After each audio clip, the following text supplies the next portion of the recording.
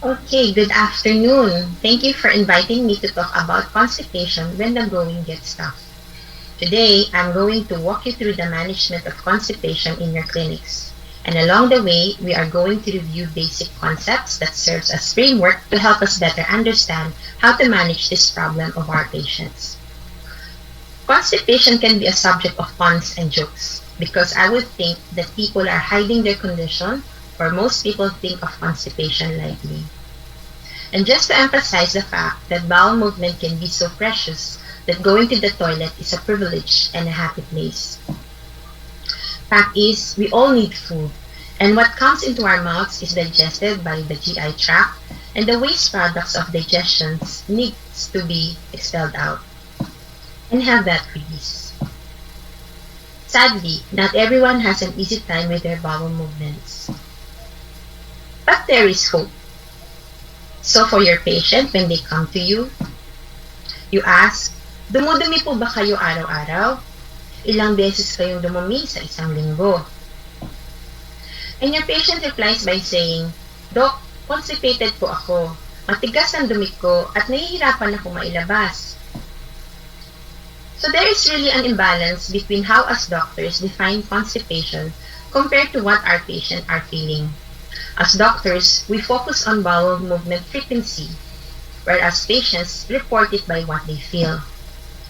That is why there is an attempt to standardize the definition by the Rome Group, which has undergone various updates, and the latest of which is the Rome 4 Diagnostic Criteria for Functional Constipation, or what we call chronic idiopathic constipation. The criteria says that for the last 3 months, with symptom onset at least 6 months prior to diagnosis, it must include 2 or more of the following 6 symptoms, either straining, lumpy or hard stools, sensation of incomplete evacuation, sensation of anorectal obstruction or blockage, manual maneuvers, fewer than 3 spontaneous bowel movements per week in 25% of the time.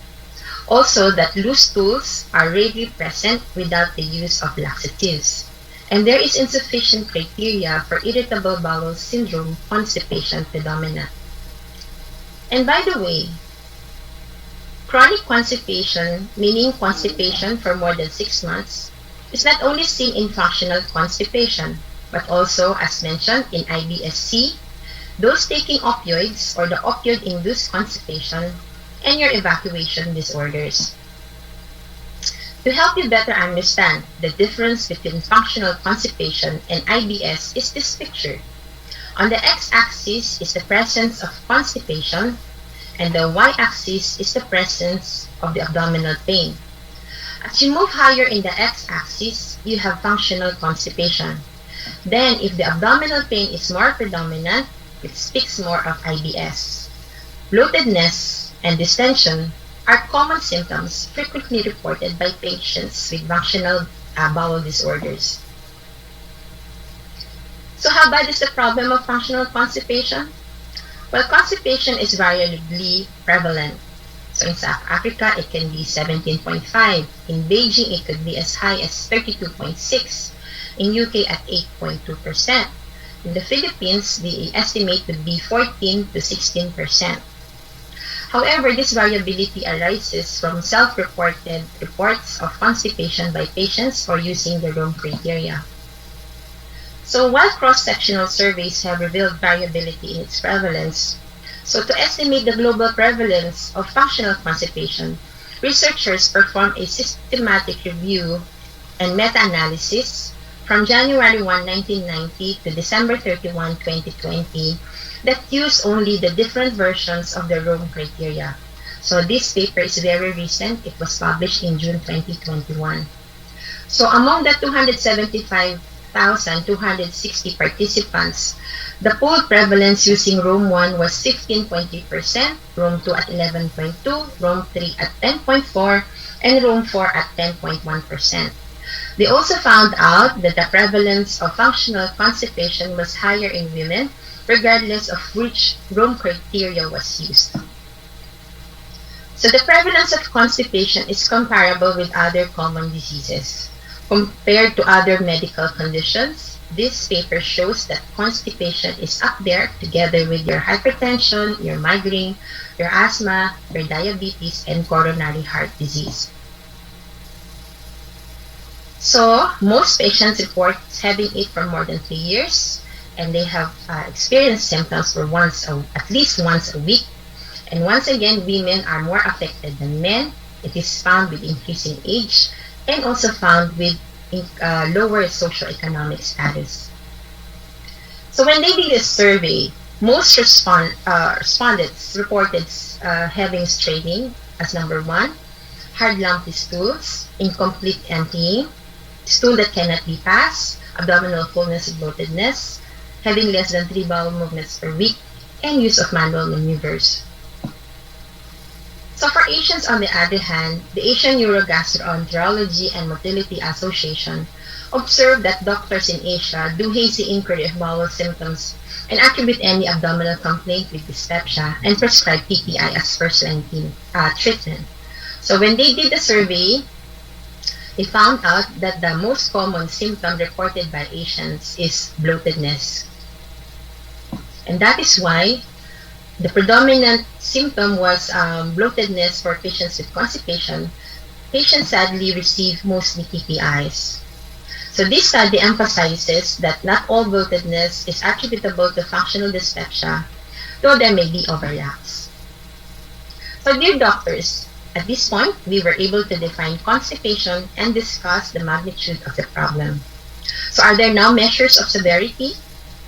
So the quality of life is important to patients. So the quality of life, however, decreases with the severity and duration of constipation and associated symptoms.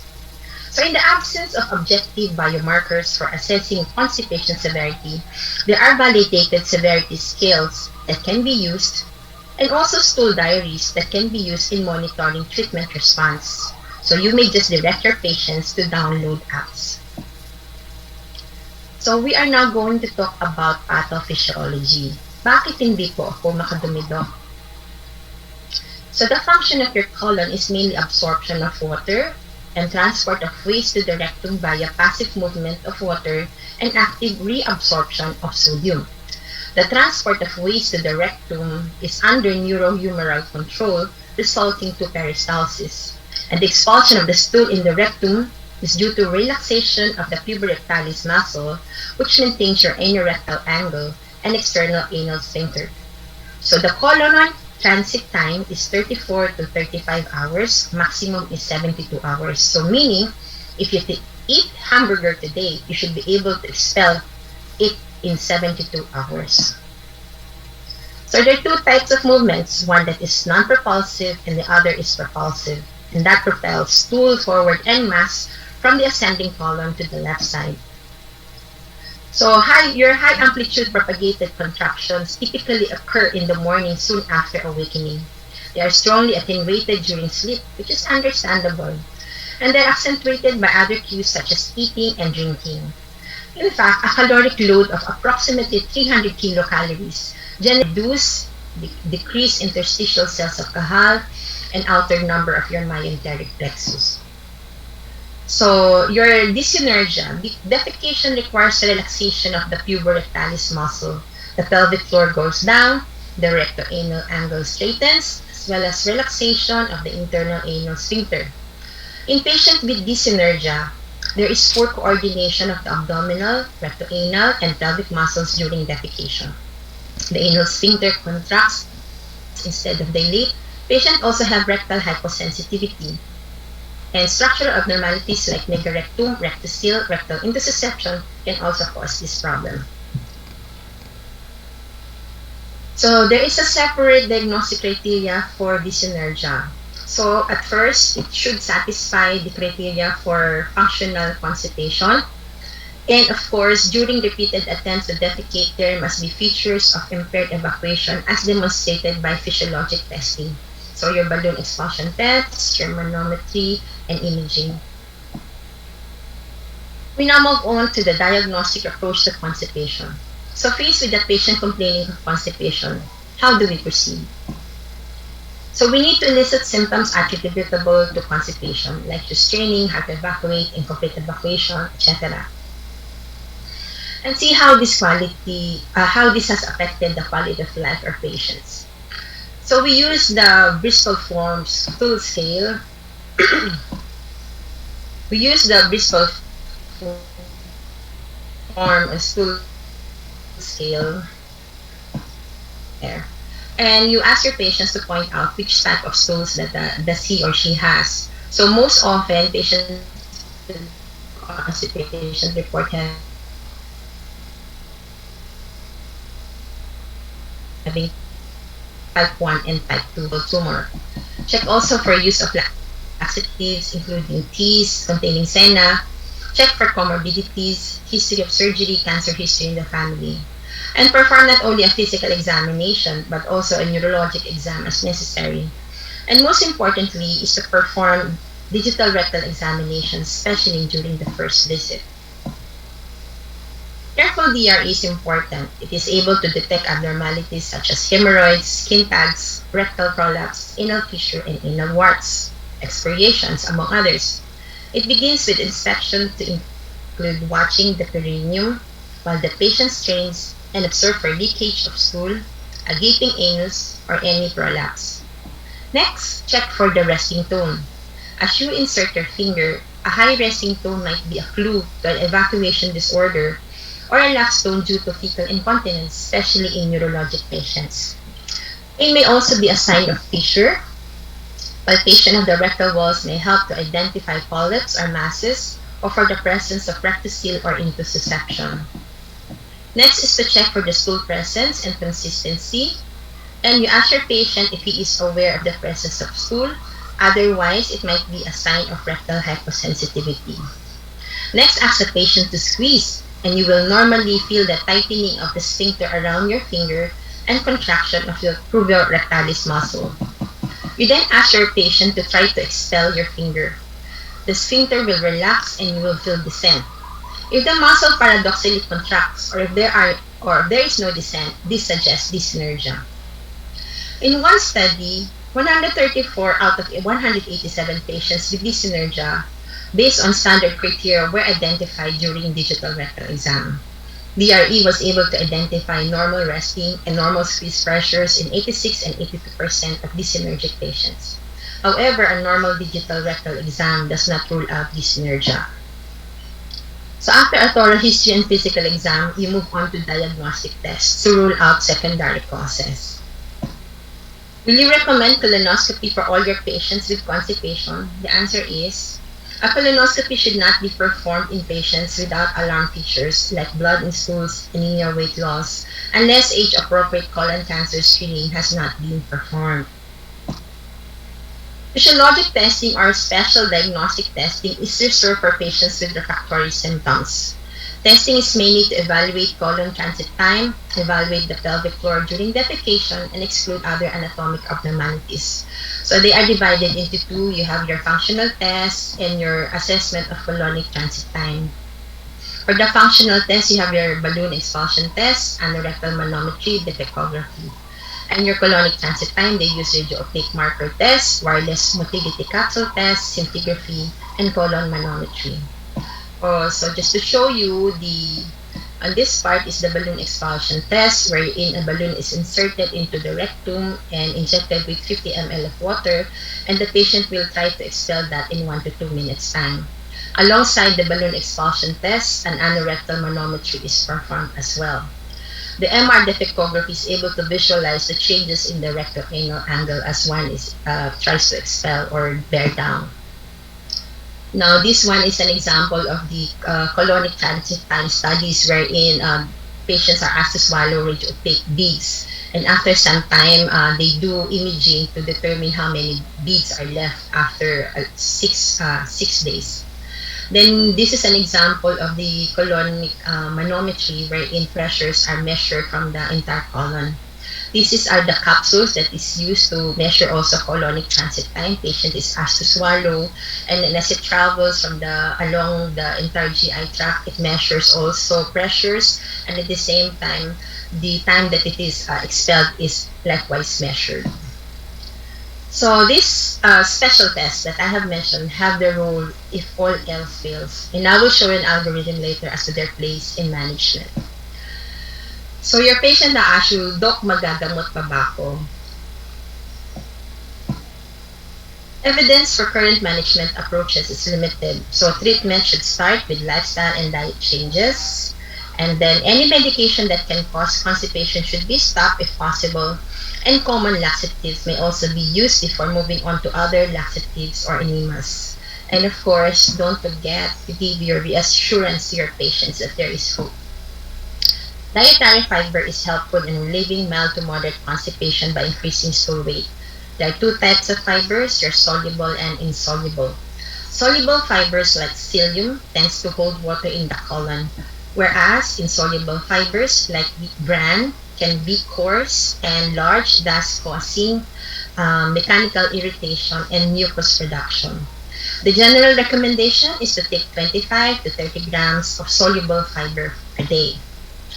Okay, the question is, so this is a study about the effect of fiber in the management of CIC. So they compare the use of soluble and insoluble fiber versus placebo. So they were able to study 6 papers, 4 papers using soluble fiber. So my time is up. I'm going to try to wrap up. And 2 papers on insoluble fiber. The conclusion is that soluble fiber led to improvements in global symptoms of straining, pain on defecation, stool consistency, and the mean number of stools per week, as well as reduction in the number of days between stools. However, evidence in support of insoluble fiber is conflicting. So there are times when giving of fiber not work. Okay, it is seen to be effective in mild to moderate constipation but not severe type. So 85% of patients without an underlying pathological finding improve or become symptom-free with fiber alone, whereas 80% of patients with slow colon transit and 63% of patients with a disorder of defecation and outlet obstruction issues do not respond to increased dietary fiber. So patients with constipation are also advised to drink adequate water intake, as dehydrated state can lead to small end stools. However, it is not known though that if you are not dehydrated yet increase your fluid intake, this will relieve constipation. Likewise, we also advise our patients to increase physical activity and to exercise. So this is based on the observation that bedridden patients suffer from constipation. But then again, the reverse is also not known, meaning thus increasing physical activity really relieves constipation. We can also advise our patients to have a regular time for bowel movement, even when nothing seems to be coming out. The best time would be morning or after a meal to maximize the activity of the gastrocolic reflex. Defecation should be unhurried and focused, and also avoid ignoring that urge to defecate or call of nature. When a patient experiences trouble in expelling stools when it is already in the anal opening, stepping on a small stool to shift from sitting to squatting position may be helpful, as this straightens the recto-anal angle and allowing easier passage of your stool. If non-pharmacologic measures fail, next you have your laxatives.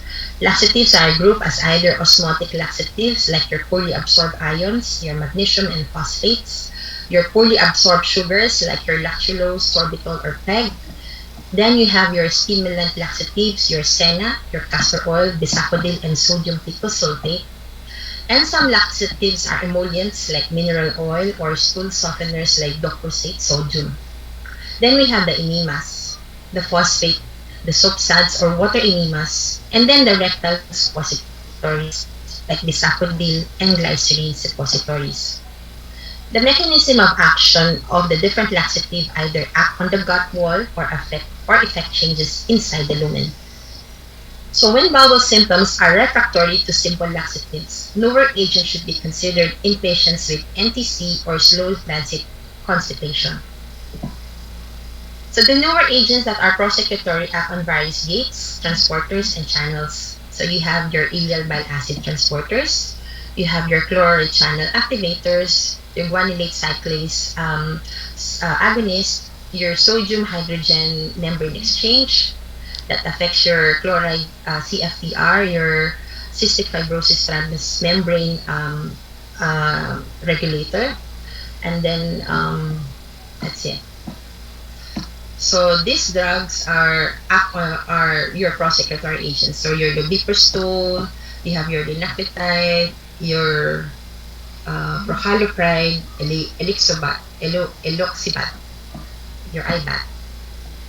So on the other hand, novel therapies have your prokinetic agents. So prokinetic agents are mainly your 5-HT4 agonist, your motilin agonist, your acetylcholine agonist, and your mu-opioid agonist.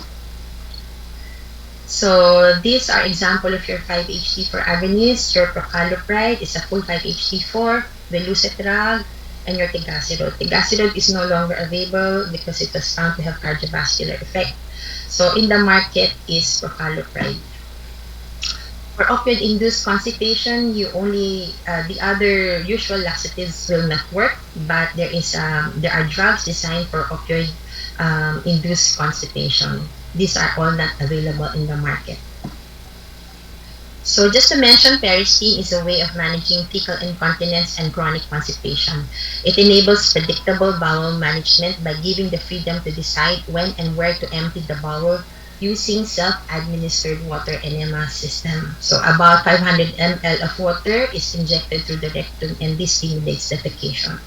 This is good for patients who have spinal cord injuries, those who are wheelchair-borne, those who have spina bifida, multiple sclerosis, and of course, patients who have evacuation disorders as well.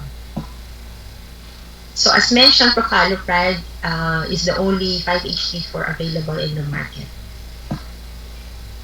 So is there a role for surgery? Papa-opera ba natin sila? Of course, sagot natin as much as possible, hindi. Because patients with refractory colonic slow transit constipation, on the other hand, may benefit from total abdominal colectomy with ileorectal anastomosis. Of course, there is a role for surgery if the problem is structural. So in patients with significant outlet obstruction symptoms from a rectocele, surgical repair may be considered. What about for dyssynergia? So your suppositories or enemas, rather than oral laxatives alone, should be considered in patients with refractory pelvic floor dysfunction. However, the mainstay of treatment for patients with dyssynergia is biofeedback therapy. Now, this is an algorithm to summarize everything that I have discussed today. So we'll be able to discuss what is primary chronic constipation and how do we approach it. Of course, we advise patients to increase dietary fiber intake, more of the soluble fibers, increase water intake, and then maybe useful softeners, your bulk laxatives, your prunes or kiwi fruit. If they are unresponsive, you now go to your osmotic laxatives in the form of your lactulose, your PEG compounds. Now, after 3 days, if there is no bowel movement, you can use your colonic irritants, your Senna, and your Bisacodil. If this is not successful, you can use your modern or novel therapies, your linaclotide, lobiprostol, procalcipride. But of course, you have to rule out dyssynergia by doing further testing, your manometry, balloon expulsion test, or check if the patient is taking opioids. Now, again, if the patient is unresponsive to your novel therapies, then there might be a role really for surgery or reevaluate patient for dyssynergia. So, dear doctors, I have to say that there are limitations to what I shared with you today. So, functional and colonic transit studies are not being performed here except for anorectal manometry. Other treatment modalities like the Peristeen and other new drugs are mostly not available yet.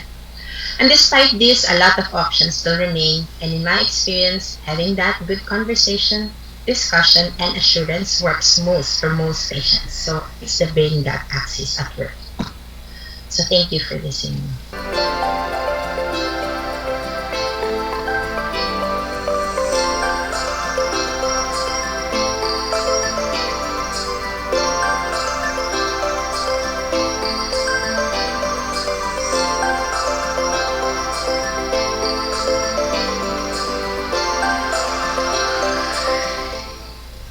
afternoon.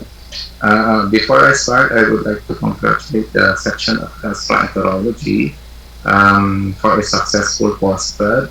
So for the next 15 to 20 minutes, we'll be talking about chronic constipation, which is a common GI disorder that we see in our daily clinical practice. Okay, this is my disclaimer. So chronic constipation is perceived as common, however, it is trivial and it's being intentionally ignored or left unaddressed. It can affect about 10 to 16% of population globally, and women are affected more than male. Um, with constipation, there are different perception, different definition, physician versus patient's meaning of chronic constipation, and we're going to tackle it in a little while. It can cause economic burden and at the same time impacts highly on the quality of life of a patient. So usually the definition of constipation varies among people. Although physicians often regard constipation to be synonymous with infrequent bowel movement, that is usually less than 3 times per week, patients have a broader set of symptoms including hard stool, a feeling of incomplete evacuation, abdominal discomfort, bloatedness, and even distension. Some would even describe it as presence of excessive training or the need of manual maneuvers to help during defecation. As you can see in this slide, reduced stool frequency is not the most common symptom in chronic constipation based on a study done last 1999. So most patients or the respondents third straining, the presence of straining, hard stools, incomplete evacuation, or abdominal bloatedness. If you're going to look at it, the presence of reduced stool frequency is only about 36%. So in order to standardize the definition of constipation, a consensus definition was initially developed last 1992, followed by 1999. It was revised again last 2006 and more recently 2016. This is the Rome 4 criteria for the definition of functional constipation, and it must include at least 2 or more of the symptoms for the last 3 months with symptom onset at least 6 months prior to the diagnosis. So symptoms include the presence of straining, lumpy or hard stools, sensation of incomplete evacuation, sensation of anorectal blockage or obstructions, and the use of manual maneuvers to facilitate more than 25% or 1/4 of defecation. It also includes less than 3 times a week of bowel movement. Loose stools are rarely present without the use of laxatives, and there should be insufficient criteria for the definition of irritable bowel syndrome. In the Philippines, the prevalence rate as of 2010 was 14 to 16%. This study was done involving training institutions, so there could still be underestimation actually because non-training institutions were not included in this study. So chronic constipation has significant effect on the quality of life.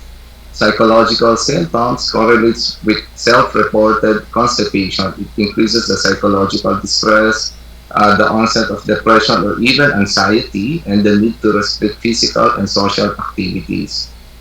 Not only that, the annual cost of constipation management is estimated to be about 700 million pesos as of December 2012. And this is secondary to loss of work productivity and pharmacologic expenses such as physician visits, hospitalizations, procedures, the cost of over-counter treatments, loss of income, and the cost of caregivers, especially in elderly patients. So there are 2 types of constipation. First is the primary or the idiopathic type, and next is the secondary constipation, secondary to identifiable causes. So idiopathic or primary constipation is further subdivided into 3 categories. First is the normal transit, which is the common subtype and frequently overlaps with irritable bowel syndrome, predominantly constipation type. Next is the slow transit, which is mostly characterized by reduced basic colonic motor activity and the reduced ICC on biopsy. ICC is interstitial cells of Cajal. It is a pacemaker of the uh, of our enteric cells, and it is critical in gastrointestinal motility. And lastly, the pelvic floor dysfunction or dysynergic defecation, which is secondary to poor coordination of pelvic floor and anal sphincter. So with this slow transit type of constipation, there is decreased overall colonic motor activity, impaired gastrocolonic responses, and decreased sleep-wake motor activity. There could also be absent HAPC.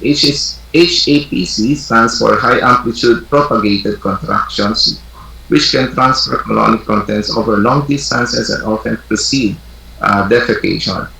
So while pelvic floor dysfunction is usually associated with weak pelvic floor, rectocele, the excessive perineal descent, and the presence of solitary rectal ulcer syndrome. So I just put this diagram because it's important to show that uh, our normal physiologic defecation usually requires the relaxation of this puborectalis muscle, this one. So this is why squatting during defecation is very important because it can straighten up the anorectal angle, which can lead to descent of the pelvic floor and the relaxation of the internal anus sphincter also. That's why in patients with chronic constipation, we oftentimes advise them to squat or put a squatty patty under their feet. This will straighten the anorectal angle. So secondary constipation are secondary to either iatrogenic, drug therapy, diet or lifestyle, or even concomitant pathologies such as GI tract conditions, stricture, cancer, endocrine and metabolic disorders such as hypercalcemia, diabetes, hypothyroidism, neurological conditions such as Parkinson's disease, spinal cord lesions, or even stroke patients. That's why our stroke patients usually complain of constipation also. Affective disorders including anxiety, depression, and the presence of structural abnormalities such as rectal intussusception or rectal prolapse. So based on the AGA guidelines on the management of chronic constipation, in the absence of other signs and symptoms, only a complete blood count is necessary. A colonoscopy should not be performed in all patients, especially for those without alarming signs and symptoms.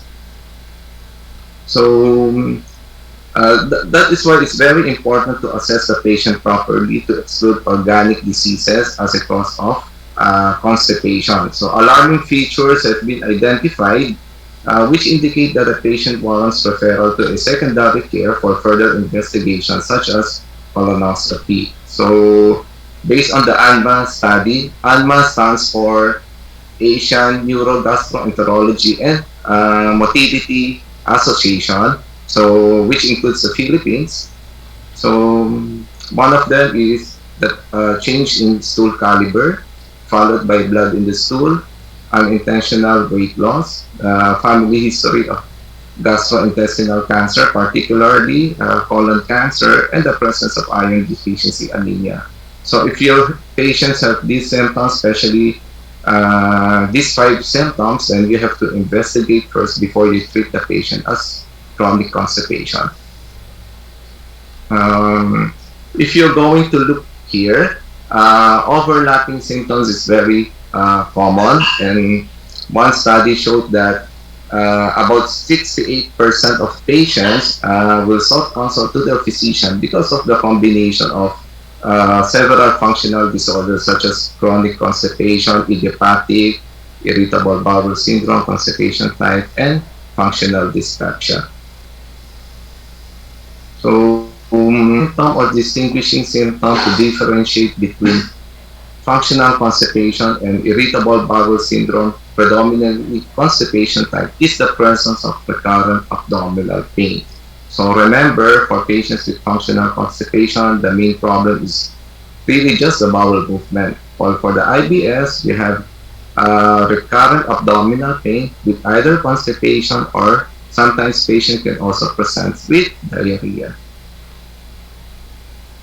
So how do we manage patients with constipation? Of course, we always advise fluid, increased fluid and fiber diet, increased physical activity, not to avoid straining for not more than 5 minutes, proper positioning, as we have mentioned a while ago, squatting position to greatly help to facilitate the passage of stool in the anus. The use of laxatives, avoid constipating drugs such as calcium channel blockers or those patients taking narcotics, especially for cancer patients. Of course, you have to treat the secondary causes of constipation and take advantage of the gastrocolic reflex. That is why it's very important to have your breakfast in the morning because it will greatly stimulate the gastrocolic reflex. So this is a guideline or algorithm based on the ANMA chronic constipation tool. As you can see it here, the first line management is still diet and lifestyle review. So if patient is not responding to diet, lifestyle modification, then you have to add your pharmacological agents such as osmotic, stimulant, or enterokinetic. So as either single or combination therapy according to severity and response of the patient. So this is almost similar with the AGA guidelines, which showed that fiber therapy or dietary and lifestyle modification is still the first line management for constipation. Then depending on consistency, the next step is to supplement with a laxative. So for those with normal transit or slow transit type of constipation, you can give laxatives, while for those with pelvic floor dysfunction, then biofeedback or psychosocial therapy is warranted. So with lifestyle modifications, changes, there are few data support that support its overall effectiveness. Fiber intake may even worsen symptoms, sometimes especially bloatedness.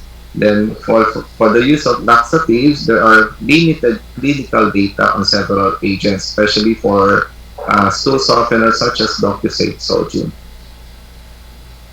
Okay, these are just the different mechanism of action. So for the bulk laxatives and stool softeners, it increases the luminal of the stool bulk and decreases the consistency of the stool. For the osmotic types, disaccharides such as lactulose and sugar alcohols such as sorbitol, there is osmotic water binding. And for the stimulant laxative, it induces the colonic contractions by acting on the enteric nerves.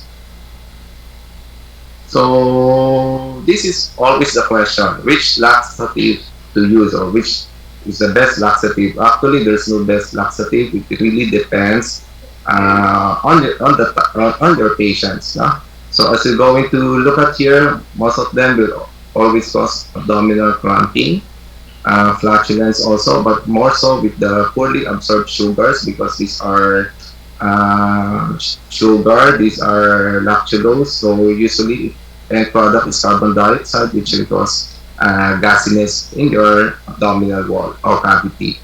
Just be cautious in giving your saline laxative because this contains magnesium hydroxide, sodium phosphate, sodium pycosulfate.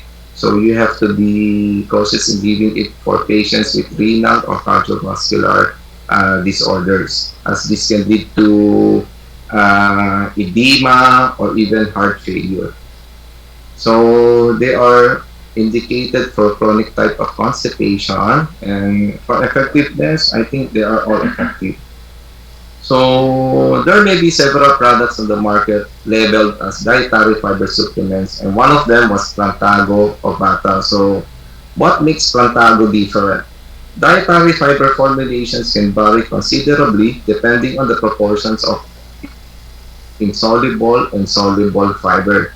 The specific formulation used is made predominantly from the seeds of psyllium or spagula, with a small amount of husk and a ratio of soluble to insoluble fiber that is similar to a normal diet, that is 60% insoluble fiber combined with 40% soluble fiber. So when we eat, our body breaks food down into nutrients that it can use. So, however, it cannot digest or absorb fiber. Remember that fiber is indigestible, which is actually a good thing. Instead, fiber cells, it stays mostly intact for its journey through our body. So, if you swallow it, the granules, which is the available form of the plantagocytes and senna combination. So, the granules are mixed with the stomach content, then the fiber starts to swell, then the senna particles are partly released, then they are successively transported in the small intestine. In the small intestine, if you're going to look at the slide, not much is happening there. However, once it reaches the large intestine, the swollen fiber is partly digested by the good bacteria. Remember, we mentioned earlier that we have the normal flora, the good bacteria, and the undigested part contributes to the stool volume. So what happens to the sinusites? It is metabolized into the active substance called ring antron, which is the one responsible for the acceleration of colonic transit and the decrease of fluid absorption. So with this combination, the plantagocyte and husk softens the stool and provides bulk. The sinusites increases the power of propulsion, thereby resulting to increase in the stool weight, frequency, and the water content, which makes defecation much easier. So these are just some of the clinical studies regarding plantagocytes and husk, and you will see that the combination demonstrates its beneficial effect in supporting healthy bowel function and relieving constipation. So this combination is available in granules or even sachets and are taken 1 to 2 teaspoons in the evening. It should be swallowed and chewed, followed by a glass of water, probably around 200 to 250 ml of water, or you can even mix it with a semi-liquid food such as yogurt. Advise patient to drink lots of fluids. A bowel movement is usually expected 8 to 12 hours after taking a dose, and the duration of therapy is usually 14 days. No? So the maximum allowed daily dosage is about, I think for the combination, it should be up to 10 grams once a day. So in summary, chronic idiopathic constipation is a chronic condition that impacts on the quality of life, and as mentioned earlier, it can also cause financial burden to the patient. In the absence of alarming signs and symptoms, testing are mostly unnecessary. CBC is justified, or CBC alone is suffice already. Lifestyle or dietary changes improves the symptom in a minority of patients. Then a combination of plantagocyte and husk with senna offers two separate mechanisms to make bowel movement easy. So with this combination, it can help relieve constipation, support regular bowel movement, or support the bowel health. So the best thing in life is enjoying the best seat in the house. So, okay, so yes, we can. With the combination of dietary and fiber and senna, it can help makes our life more comfortable. So I think that is my last slide. Thank you.